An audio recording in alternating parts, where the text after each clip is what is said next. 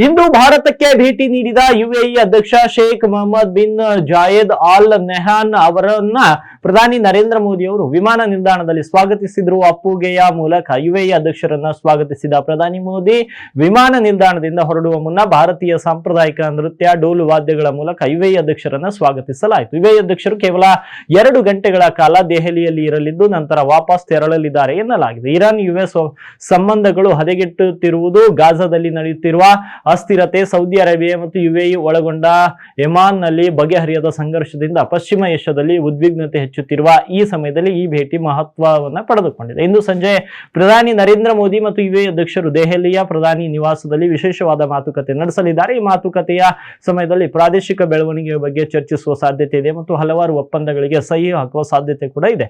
ನನ್ನ ಸಹೋದರರಾದ ಯುಎಇ ಅಧ್ಯಕ್ಷರಾದ Sheikh Mohammed bin Zayed Al Nahyan ಅವರನ್ನ ಸ್ವಾಗತಿಸಲು ದೆಹಲಿ ವಿಮಾನ ನಿಲ್ದಾಣಕ್ಕೆ ಹೋಗಿದ್ದೆ. ಅವರ ಭೇಟಿ ಅವರು ಭಾರತ ಯುಎಇ ಸ್ನೇಹಕ್ಕೆ ನೀಡುವ ಮಹತ್ವವನ್ನು ತೋರಿಸುತ್ತದೆ.